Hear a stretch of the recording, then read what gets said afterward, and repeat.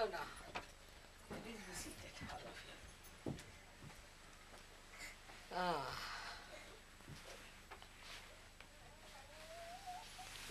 Without this one, if you can take it out. Please be seated.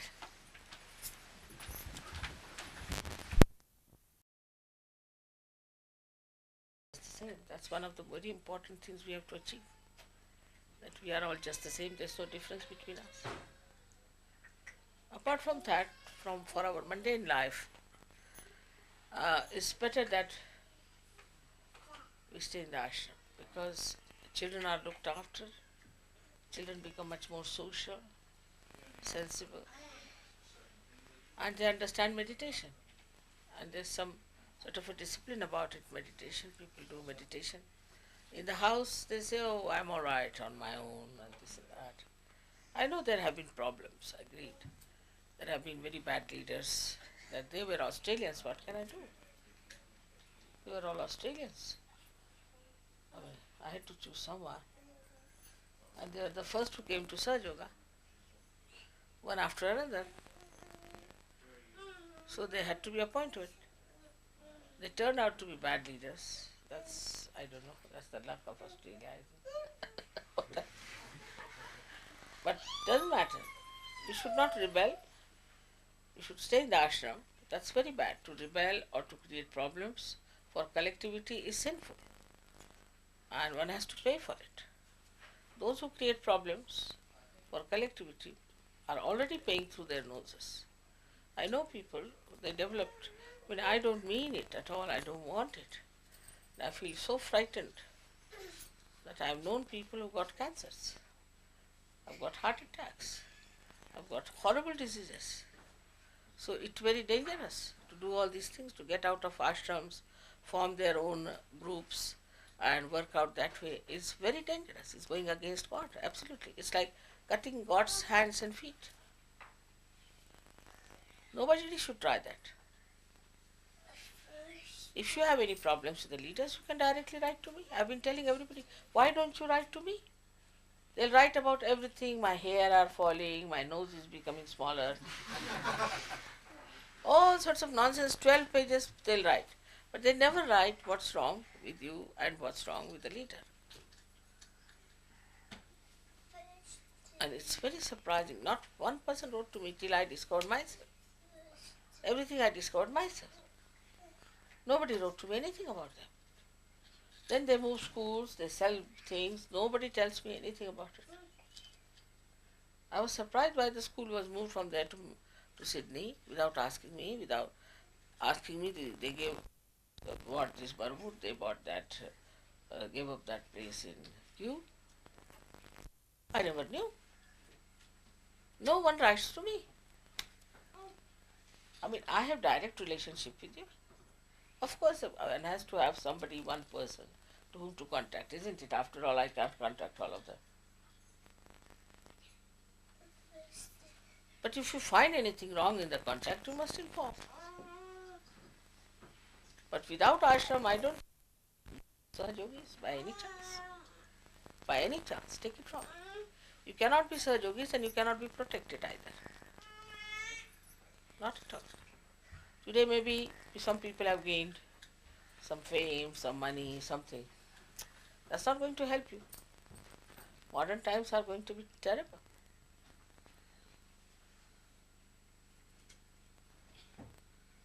It's very wrong to do such things. You don't know you are playing with fire. I've already told you in Sahaja Yoga there are two forces, centripetal and centrifugal. So, according to the centripetal force, you are attracted in the center. But fugal, you are thrown out at a tangent. But when you get out of the control of God's regime, then you fall into the trap. Anything can happen to you. I know of somebody who is just trying to be about Sahaja Yoga, got into accident and died very second. I was so shocked.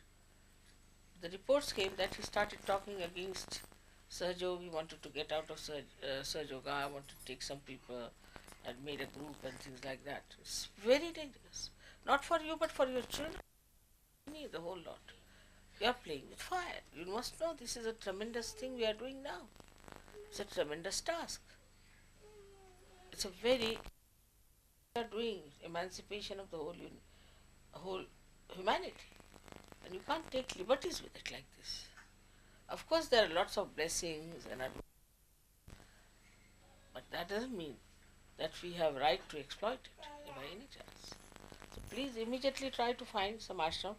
I want to protect you all. If you are not in the ashram, I don't know what will happen. And I am not responsible, I must tell you very frankly.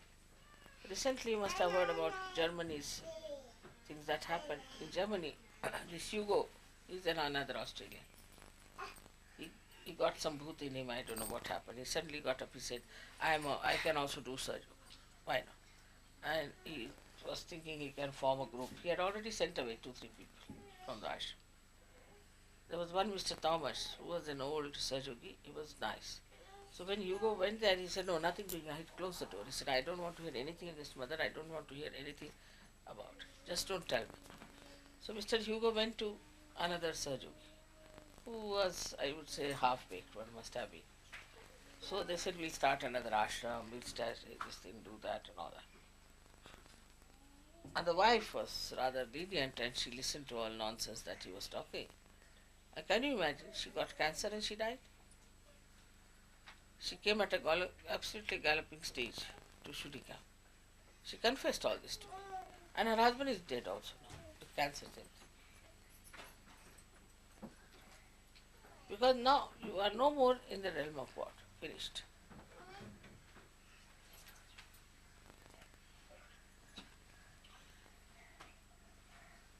There's no other worry except for this to me. Because if you are in Sahaja Yoga, you will be looked after, your jobs, your health, your children, and then I have no worry at all. Every way will be provided for. Because Sahaja Yoga is such a caring thing, it cares for you. But if you don't care for your own Sahaja, you have to suffer. Suffers in such a long way. Don't support your wives or husbands in this kind of a nonsense. If they do it, you say, we are going to leave you, go to hell. We don't have anything to do with it. I must warn you all, because it's now again coming up in Australia, this kind of a dislocation. Now Stephen is there, who I must say has a bad luck, because he's got all the bad inherited, it's a bad government, leaves all the debts on the next one coming. Like that is on him. And he is quite lenient. He must have thought that the first were very harsh, so I should be lenient. So he is lenient. So people will start, you see, filtering away. But everybody has to be self-disciplined in such a way. You must have that much sense, that much self-esteem, self-control to have self-discipline yourself. Because whatever is good for you, you have taken up such a big job now. Is to emancipate the whole humanity. It's not talking, it's just there. I've been telling everyone in Australia.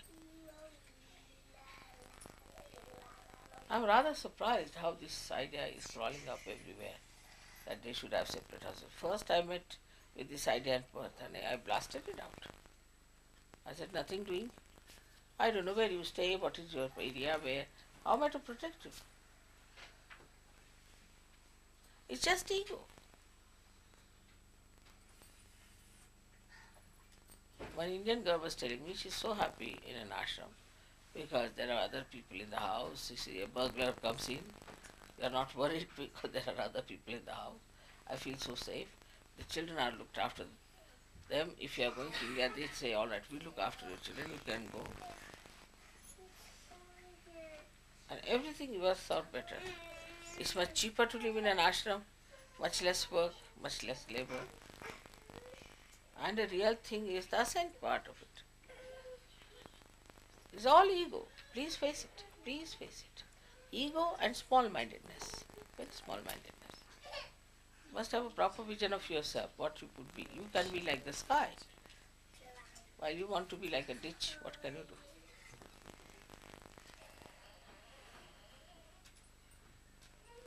And our lifestyle is different. No? We have a closed lifestyle. That's why it's more important. We are not like India. In India, you see everybody is just jostling with each other. If they are going into that house and that house, nothing is closed except for so-called little bit sophisticated Westernized. Otherwise, they meet everyone, talk to everyone, everybody knows about everyone, everything. They keep a sort of a big ashram, you can say, and there are certain rules and regulations that they follow among themselves. No problem. But this individualism is not going to help us at all. Not at all. It's a collective happening, you know that. It's like if my nail is cut and put somewhere, I'm not going to bother about it.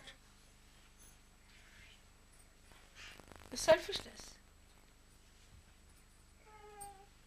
Absolutely.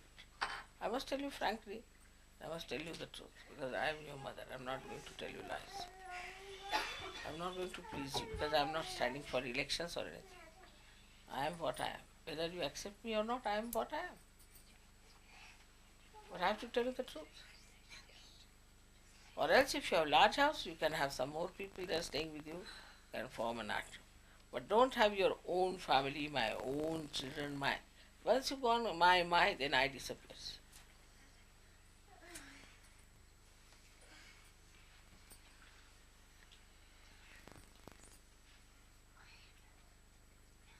He's trying to talk to me.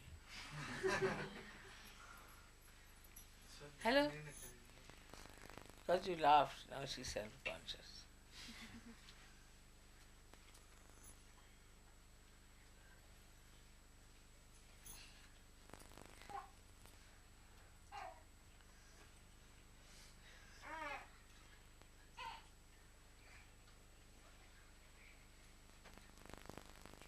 What do you want?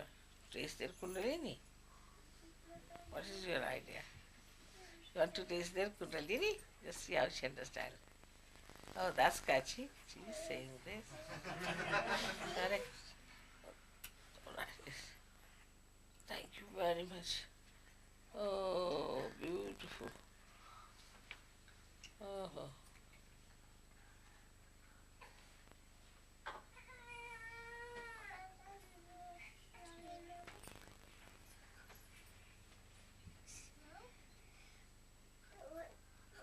The mint with the hole. Like Sahaja Yogis. Head with the hole. Alright. So this is something serious. Should be understood seriously. Not to be heard from one ear and oh mother says so, this thing, nothing like. You must understand this is very important. And then they get cancer. Come to me, mother, we got cancer. What were you doing? We were staying separately. Why? Why were you staying?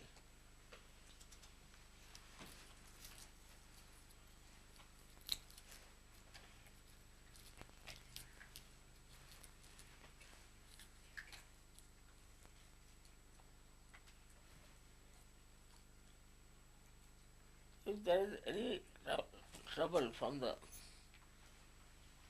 head or from the call the leaders, you must let me know. Well, this is as simple as anything. I'm your mother. I've given you the second birth. Why shouldn't you write to me? Anywhere whatsoever.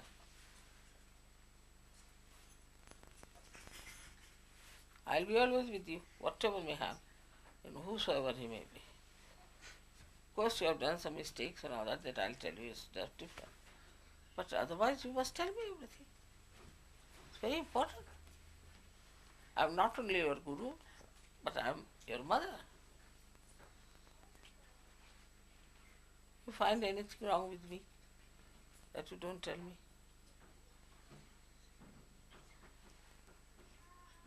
If you write nonsensical things 24 pages later, still I read. Though I know it's nonsense. Still I read it.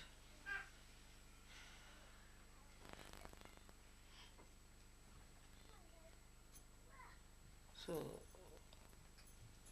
I expect you to write to me about yourself, about your children, anything wrong in the whole leadership or anything like that, you must write to me. Anything you are doing, you should write to me. What you are doing about Sahaja, you should write to me.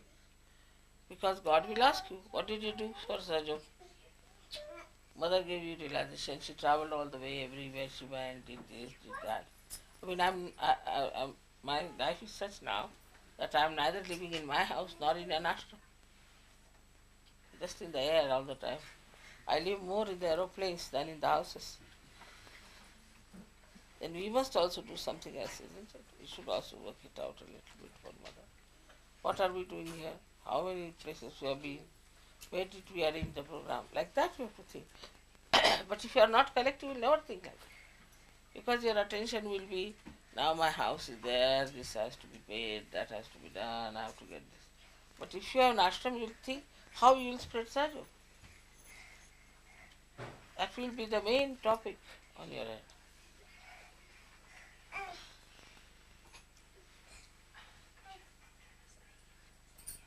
Fine. So now, at the very beginning, I didn't want to say all these things, but I just felt that is important, very important. So basically, that point is, we all should sit down and think it over, that we have to have a place which is our own, or maybe on rent, doesn't matter. On your own is better. That house, that is, this house is good, that house is good, that house is good, go and see. That house is good. You like it, alright, have it. Whichever house you like. That's your lookout. But must decide. Be on the lookout, you'll find a house. I myself was seeing one house for you. I'm going to point out. See the vibrations and go ahead. We are not here. Sahaja Yoga is not for the people who are by the way. No. On the contrary, they become like the murmuring souls that Christ had described. He said murmuring souls are the worst people. Those who are not there are alright, because they'll be destroyed in any case. But those who are halfway, they'll have a much worse time.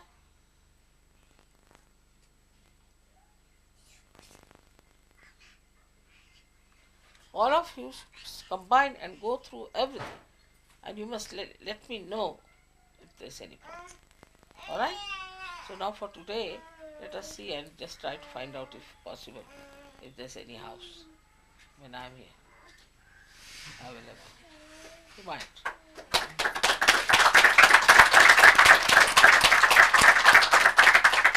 Children always like company.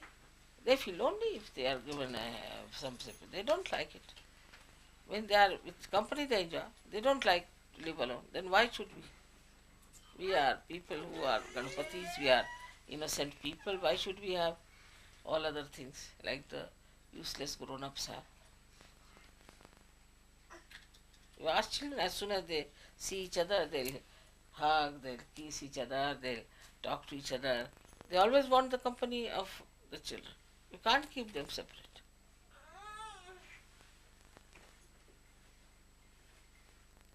And then happiness will come, then joy will come, then security will come, and mainly the growth. Alright, now so. May God bless you. Now we better go and look out for a house.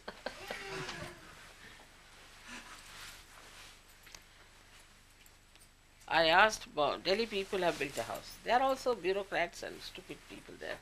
And they built such a nice ashram there. So I said, what about some people staying there? Of course, they go very often, live very often. And Indians are this rapport all the time. They contact each other, the open houses there.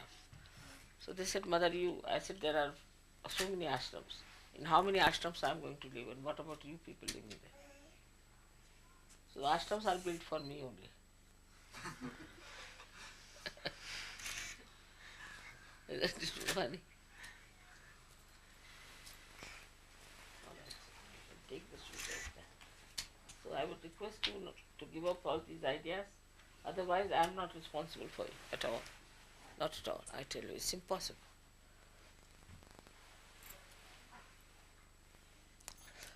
And if it was only one case or two cases, I would have said, all right, doesn't matter, we'll see. But so common now that I am frightened, absolutely frightened. I don't want my children to be lost. They all have to be in one boat. Otherwise, some are in the water, some are hanging to the boat, and some are inside. I don't like that kind of thing. No mother would like. I don't feel peaceful with it. I feel very nervous. Alright? So you understand my concern about you, and I mean it. I really mean it. Serious.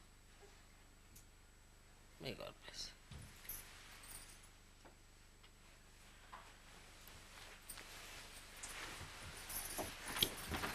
In any case, I'm working it out within myself, and you also work it out. Listening very nicely, eh? Everything. You too. You are listening everything very nicely. Look at how well at that. What are you going to give them?